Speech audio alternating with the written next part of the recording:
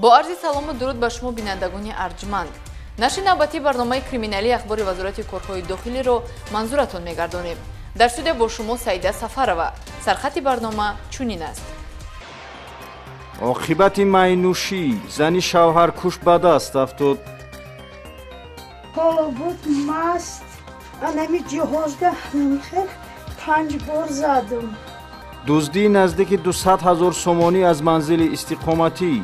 با همراهی رفیقم شیراوگان از ابراهیم جمعی اومده مصلحت کردیم که به خونه خسر عمه من رفته در اونجا کلاس میگیریم، اما این 2 نفر کم بود رفته از قشلاق 2 آدم دیگر اومد رفته هم پول رو گرفته بین هم تقسیم کردن. بی‌پروایی راننده به صدمه فاجعه بار انجامید. این و دیگر خبر و گزارشات در نشر نوبتی برنامه اخبار وزارت کارهای داخلی.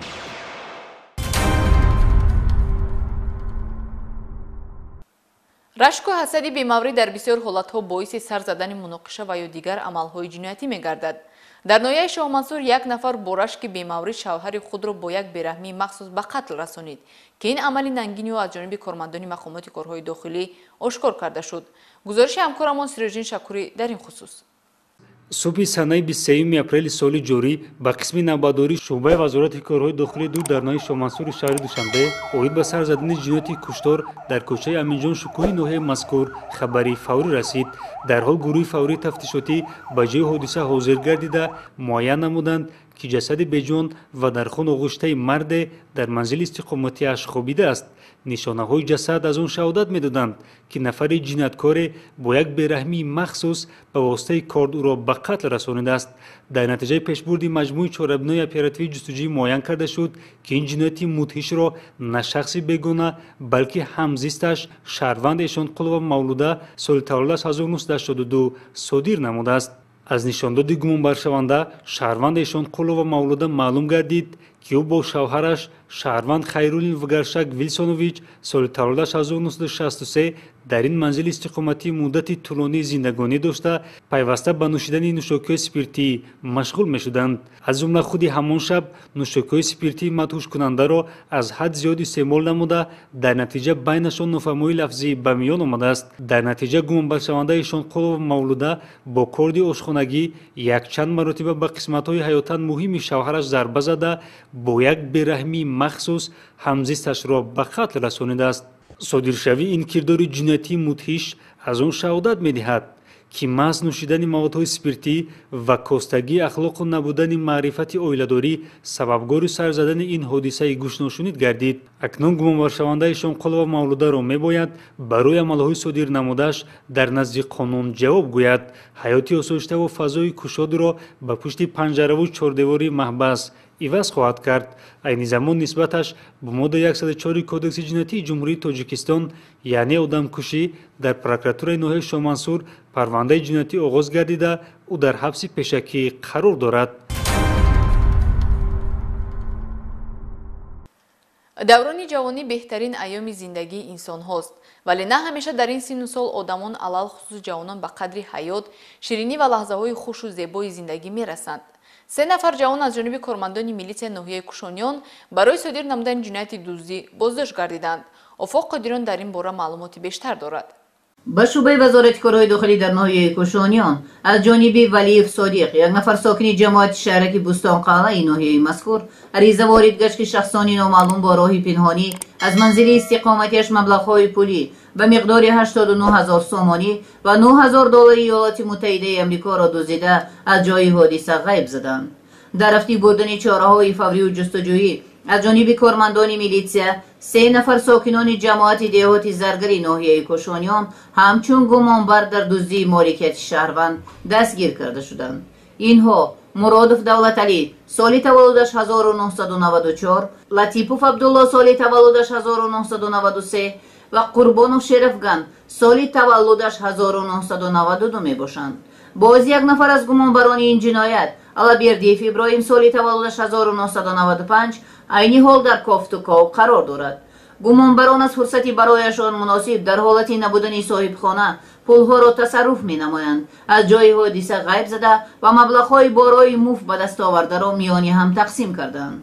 حالتی به میان آمده بیانگری آن است که هیچ یک عملی خلاف قانون به جوابگری نمانده پرده از روی همه گونه جنایت برداشته خواهد شد. با همراهی رفیقم شیراوغان از عبدالرحمن جمعی اومده مصلحت کردیم که به خونه خسر عمه من رفته در همونجا پلاس میگیریم، اما این 2 نفر کم بود رفته از قشلاق 2 آدم دیگر اومد رفته هم پول رو گرفته بین هم تقسیم کردیم. نسبت گمانبران پرونده جنایتی با ماده 244 کودکس جنایتی جمهوری تاجیکستان آغاز گردیده تفتیشات ادامه دارد.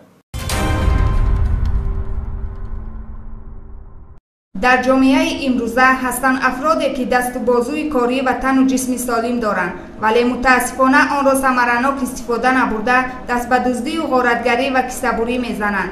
در نتیجه کارهای جستجوی کارمندان شعبه وزارت کارهای داخلی در شهر کلاب آشکار گردید که تاشف لطیف علی خانویچ سال تولدش 26 ایون سال 1990 زاده و استقامت کننده شهر کلاب سنه 16 اپریل سال 2020 تخمینا ساعت‌های 11:30 با مقصد دزدی به خانه شهروند غلام فاضل ناظمویچ سال تولدش 23 مارس سال 1980 استقامت کننده محله آریانا خانه استقامتی 111 غیر قانونی وارد گردیده یک عدد گردنبند طلاگین و یک جفت گردنبند نقرگین با ارزش 4700 سامانی، یک عدد انگشترین طلاگین و یک جفت گوشوار نقرگین با ارزش 800 سامانی، 3 عدد انگشترین نقرگین ارزش عمومیشان 150 سامانی و مبلغ 1200 سامانی پول نقد را تصرف نموده از جای حادثه غیب میزند که در نتیجه به شهروند غلام فاضل ناظمویچ در مجموع با مبلغ 6850 سامانی ضرر مالیوی رسانیده است. با همین مانند این جنایتکار سنه 20 اپریل سال جاری تخمینا ساعت‌های 10:30 خودسرانه با خانه شهروند طالب و تابوسپی عبدالقادر اون سال تولدش 5 اپریل سال 1973 که در جماعت دهات زردار دهه فیض‌آباد بالا واقع گردیده است از داخل صندوق چوبینی در آن حجره بوده 3000 سامانی پول نقد، 2 جفت گوشوار طلا، یک عدد گردنبند نقرگین با قلف گریبان و یک عدد انگشترین طلاگین را تصرف نموده از جای حادثه فرار می نماید که در نتیجه با این کردارش با شهروند طالب و تابوسپی عبدالقادر اونه در مجموع با مبلغ 6000 سامانی ضرر جدی مادی رسانیده است. خاطررسان باید نمود که تاشف لطیف علی خانویچ از نبودن شهروندان در خانه های استقامتیشان سوء استفاده نموده با اصول شکستن قلف دروازه داخل منزل استقامتی شهروندان گردیده کردارهای بد جنایتی خود را صادر می نموده است. گروه‌های مخصوصی که از جانب رهبریت وزارت کارهای داخلی در شهر و ولایت‌ها برای پیشگیری بیماری‌های سیرایتی و بی‌ضررگردانی کوچه و جای‌های جمعیتی تأسیس داده شده است، پیوسته کارهای تمیزسازی و بی‌ضررگردانی را انجام داده ایستادند. گزارش نوبتی در این باره.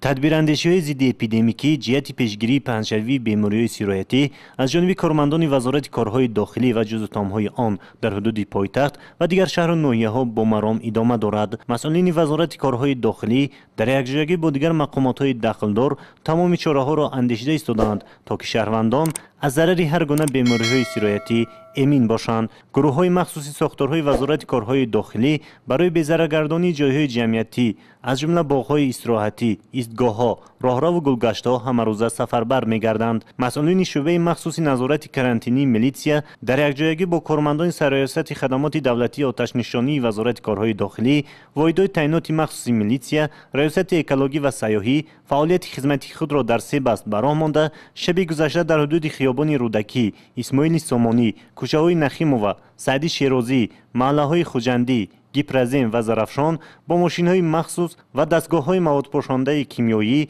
چوبین‌های پاککاری دزینفکسیونی دایر نمودند. چنین کارهای تمیزسازی و بی‌ضررگردانی در حدود جماعت دهات چهارباغ ناحیه ورزام نیز دایر کرده شد. کارمندان شعبه وزارت کارهای داخلی در شهر نارنج نیز در یکجایگی با مسئولین مقامات اجرایی حکومت دولتی شهر مذکور با مقصد پیشگیری بیماری سیرایتی کرونا ویروس یا خود کووید 19 با رئیسان جماعت‌ها، امام خطیبان و فعالان شهر و دهات کارهای فرماندهی دایر نمودند. همچنین کارمندان میلیسیای شهر مذکور در یکجایگی با کارمندان دیگر اداره‌های دخلدار با 3 واسطه نقلیات مخصوص مجهز با تجهیزات‌های ضروری و با استفاده از موادهای بیوشیمیایی حدود شهر نورک از جمله میدان‌های مرکزی شهر، راه‌های اتومبیلگرد، نزد بیناهای استقامتی، میدانچه‌های ورزشی، راهرو و گلگشت‌ها را پر بی‌ضرر گردانیدند. گروه مخصوصی که از حساب کارمندان میلیسیا تأسیس شده است با لباس و دستپوش‌های ضروری و ماده‌های بی‌ضررگردانی تامین می‌باشند. تدبیرهای بی‌ضررگردانی در کوچه و خیابان و جایهای جمعیتی تمام شهر و ناحیه‌ها راه‌اندازی گردیده ایستاده است. گروه‌های مخصوصی دائمی عمل کننده از حساب کارمندان شعبه مخصوصی کرانتینی وزارت کارهای داخلی با جلب دیگر جزو تام‌های مقامات کارهای داخلی چاره‌بینی دزینفکسیونی را بر ضد بیماری سیرایتی در همه شهر و ناحیه‌های کشور همه روزه ادامه داده ایستادند. با مقصد هرچی بیشتر آگاه نمودن مردم برای خوبتر از خود نمودن قاعده‌های پیشگیری بیماری سرایتی کرونا ویروسی کووید 19 رعایت آنها و جهتی بردن کارهای فهماندگی و پیشگیری کننده پرزور نمودن تدبیرهای ضد اپیدمیکی برای پیشگیری انتقال و پهنشویان راهبریت و کارمندان ریاست وزارت کارهای داخلی و جزو طامهای آن در ولایت ختلان چاره‌ها می‌اندیشند. چاره‌بینی‌های فهماندگی پیشگیری کننده وابسته به پیشگیری سرایت‌شوی آدمان و پهنشوی سرایتی کرونا ویروس در محله‌های شهر و ناحیه‌های ولایت ختلان با طبقه‌های گوناگون اهالی واخوری گذرانیده شد.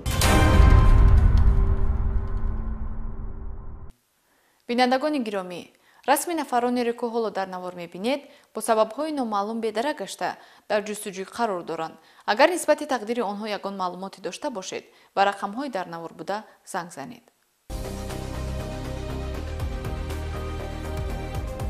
абубакри саидиброҳим соли таваллудаш 2008 сокини шаҳри кӯлоб, номбурда аз 23 апрели соли 2020 бедарак аст.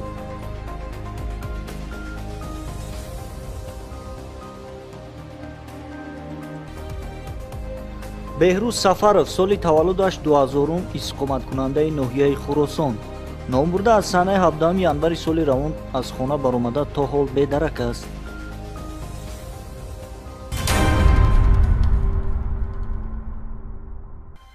бинандагони гиромӣ, умед дорем ки фазлу хиради созандаи шумо дар ободию пешрафти кишвари азизамон ва ҳамкории пайваста бо мақомоти корҳои дохилӣ омили пешгирии ҳама гуна қонуншиканӣ мегардад. ин ҷо расидем ба фарҷоми барномаи имрӯза. то барномаҳои дигар шоду муваффақ бошед.